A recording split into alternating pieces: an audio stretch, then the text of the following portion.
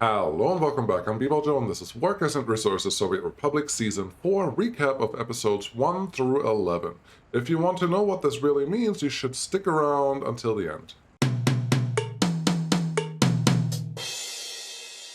So, welcome.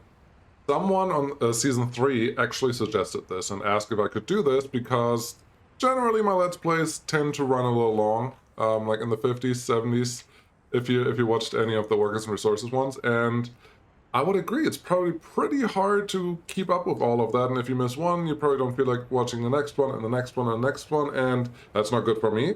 And I hope it's not good for you because you may be missing out on some really cool stuff. So I will try my best to bring out a new recap every about 10 episodes. Obviously, I had 11 before this. There's some half episodes, which I won't count, but I will try my best to give you a chance to catch up every 10 episodes or so. So that's what this is about. And we did start in 1945. We are now in 1968.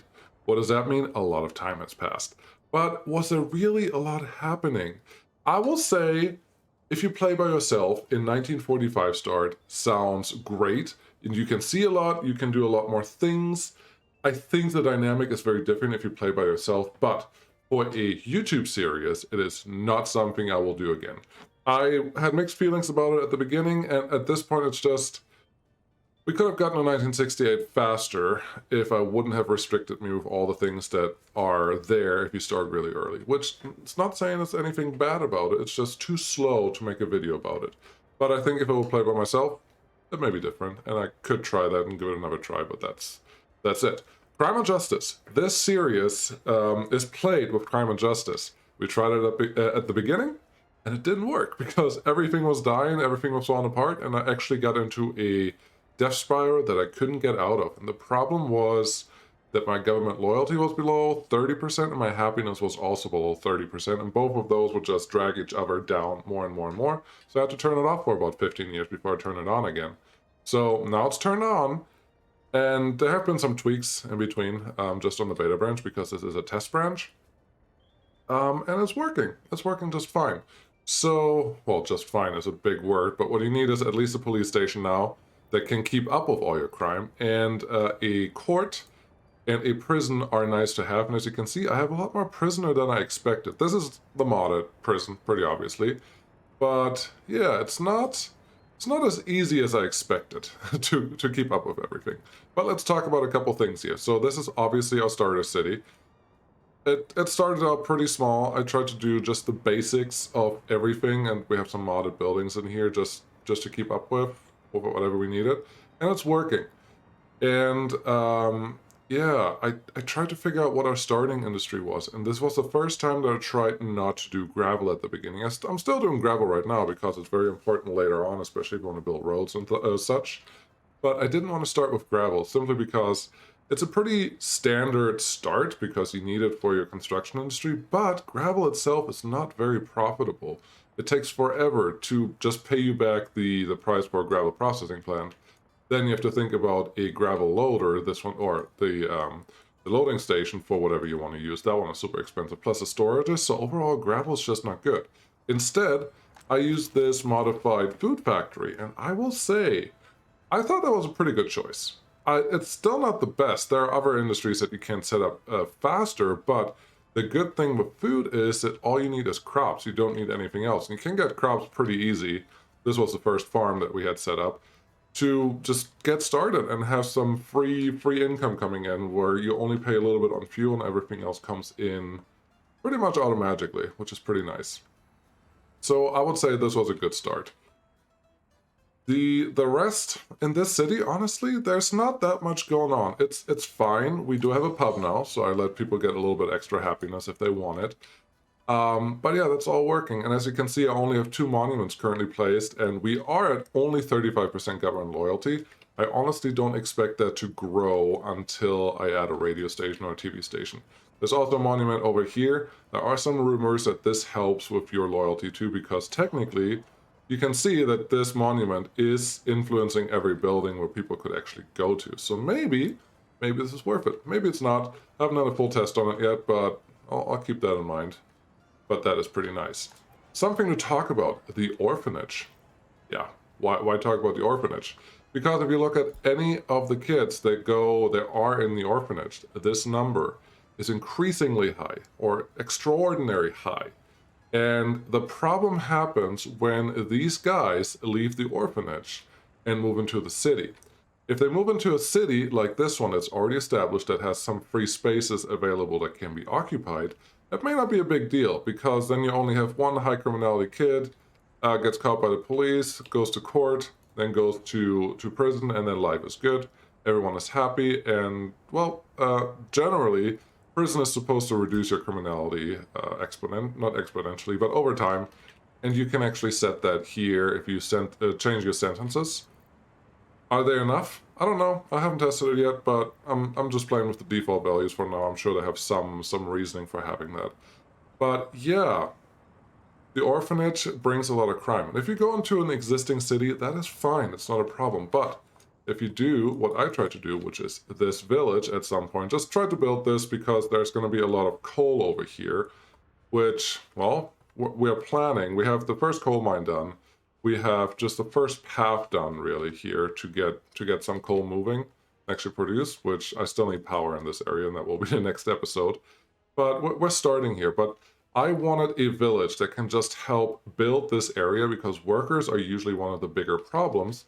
Plus, I wanted a fire station that can actually cover this area for me. That was more important than anything else. I needed a fire station out here, and I didn't want to use helicopters. So I'm trying this. But if you have the orphanage like I had, plus a small city like is over there, our starter city, and then you build in a secondary city, and all your orphans move into the secondary city once they graduate, or whatever you want to call it, once they leave the orphanage, then you created a crime central place. This is currently without a power supply because something burnt down and it's figuring it out. But if your village is overrun by crime, then everyone is unhappy, plus your police station will get overwhelmed really, really, really fast, and you have no way to get out of this, and the police station is not going to solve anything. So keep all of that in mind. What does that mean? Should you not use an orphanage? I would argue, no, that's not what it means, which I know a lot of you have taken that when I saw it in the forums and on the Reddit post and a couple other places, that you don't want to use an orphanage. I do think an orphanage helps you a lot with catching escapees or children of escapees, catching children of people that die. Just in general, you keep the children if you have enough room. And that is great for population growth, because it doesn't take that long for kids to graduate or to leave the orphanage. And if you build a couple big ones, great. Also, an orphanage does not have a range. An orphanage takes on children from all over the Republic. So it has a pretty good and wide effect if you keep those kids around that become actual workers for you later on in your Republic. But you have to be very, very careful who you let live in your villages, especially when they're new, especially now with crime and justice, because they do currently have a really high crime rate. Now, that may change. This is still just beta. There's still tweaks happening. This may all change, and criminality may not be as high in orphans, or at least more random, because right now it just feels like they all leave with 100% criminality, which technically just means they're going to commit a crime right away. Is that realistic? I'm not going to argue about that, but it matters for the game, so keep that in mind. But the other thing that I found, this village actually works. It doesn't have everything. It has a pub. That was important to me. I wanted to try this. We don't have anyone working here because the city is essentially empty at this point. We have a pub, we have a kindergarten, we have a store that only sells food and meat. We have something for culture and a seasonal football playground, plus the police station. I do have a hospital here that doesn't have vehicles, and that's about it. Honestly, this city kind of works, but the criminality was dragging everything down, so happiness was bad and other things were bad too. I am using a lot of buses to move passengers and students from this village into the main city, and that seems to work okay. But there's a lot more to do here. One, the heat is too far away. I'm already combining 2 pipes into 1 heat pump over here, but I have another heat pump on this side, and this one also has to be extended probably to a double, because right now there's a good amount of time where the temperature in buildings is just too low, even if our power is working, that I probably have to address that. You could say I'm building a heating plant over here that we could use for this area, but my plans are to build another large city over on, well, on this valley, simply because we have coal here already. We have iron somewhere in this area, and I would like to put a steel mill close to the water, so we have access to boats and actually to moving them around. And I would like this one city that I'm going to build here to be able to cover everything. Cool. Yes, coal industry right over here. Everything on the north side of the road is just pure coal taking, so there's some storages here. There will be another coal mine on that side. I have 4 coal processing units right here. I have a large train platform right there. I have the power plant planned for here.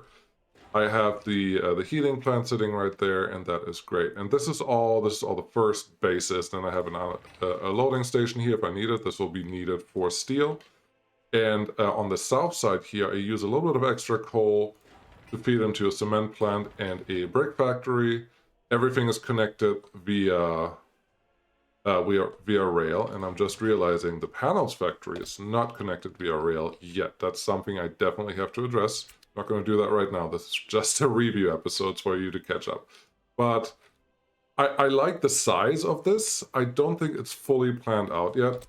Where would I put that? I would think this just has to be able to connect here somewhere. It looks like a mod that I have to add here, but I don't know yet.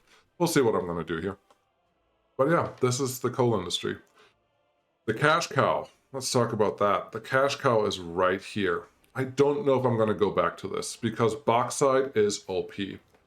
I do have to let the game run every once in a while because I'm still pretty low on citizens actually and workers, and that doesn't make my life easy. But we have $3 million now, no loans, and that's all due to bauxite. Let's see how much money we can make in a year just on bauxite if we look at last year. We made $2 million in bauxite. That's a lot. That just pays for everything. And I am working towards turning off bauxite as an export. Aluminum, like the advanced products, I'm fine with exporting, but the way this is working right now, it's too profitable. I don't like it. And it's the inflation, the supply demand does not slow down the income fast enough for me, which at this point we just have too much money. Yes, we're going to spend a ton of money on steel for the whole steel industry to actually set it up and for the iron industry. Plus, I'm building this whole rail network already. But overall, bauxite may be the most OP starting industry that you can start with right now. Granted, the new Crime and Justice update requires you to make money a lot faster and requires it a lot sooner than you did before, and you can't really go small because the small police stations will have a really hard time keeping up with the crime in your city. And that may not be a good solution anyway. So maybe bauxite is a necessity. But yeah, overall, it's just making too much money because I only have one processing plant that is running relatively highly efficient most of the time. But I would like to diversify the activities here a little bit. So bauxite makes you a lot of money if you want to make it easy. But I will try something different next time, or at least only allow bauxite exports for a little while. But yeah, it's fine. Over here, we have Dravory. Dravory was supposed to be a capital with the headquarters, with the actual prison, with the courthouse over here, some just general city things, a large train station right there, and then a radio station here. This will still be the capital, but I will not allow anything else to get built without me being able to produce it myself. So it will be a homegrown capital. This will grow a lot, and we'll probably add some bus stations or tram or some service in here to make life a little easier. But yes, this will be the capital, but we have to build it by hand. So this is put on hold for a little while. We'll see how long it will take. Yes, just recently I added another farm. We need more crops, period. Nothing too complicated there. And then yeah, here's our gravel production line, which actually is working pretty okay. We have the gravel processing plant V2 here. I will add some storage and some buffer storage in here, so these trucks don't have to back up as they do here. But for right now, I think we are doing just fine. Yeah, and then of course, the big one, the rail distribution office. Beautiful piece of art, does exactly what it needs to do. Makes us so much money. I'm making this money with 3 trains. I did only have 2 trains for a long, actually 1 train is what I started with, then 2 trains, now 3 trains. I actually already sold one of the trains because I didn't have enough wagons anyways to make this work. But they just continually make money, they don't cause traffic. They make my life really, really easy, and that is honestly pretty awesome. So yeah, this is working. I do have the wood industry up here that clearly needs some help because I think the last winter was really, well, nothing. It was just, they took down a lot of trees, and we are exporting some of the wood, not all of it, but wood is a lot more profitable than expected, to be fair, especially if you export it by train, just because the volume makes up for the price. If you do it by truck, it's probably maybe not really worth it, but the way this is set up right now with the train export, it actually... Let's actually look at it. Let's actually look at it. You are on the wrong track. I don't like that. How do you... No, right-hand traffic. It's fine. But you're making 31,000 for this little train load. It's only 5 cars. That's it. That's all you're doing. And I think that is totally worth it if you want to look at other ways to make money. So that's pretty cool. But yeah, I think that's really all that happened so far. I'm building a chemical plant right here. It's more a diversify and maybe stock up some chemicals for a while. I'm not sure that I need to export it, but maybe I will. We are producing everything but the oil at this point. I can probably find some oil somewhere if I really have to. But I'm also okay with just importing that for right now. Yeah. That's where we are. Life is actually doing pretty good. I do produce all the food that we need right here. I produce some clothing here. I think I'm not importing any of those 2 anymore. Let's see really quick. What are we importing? I don't know where this came from. That's scary.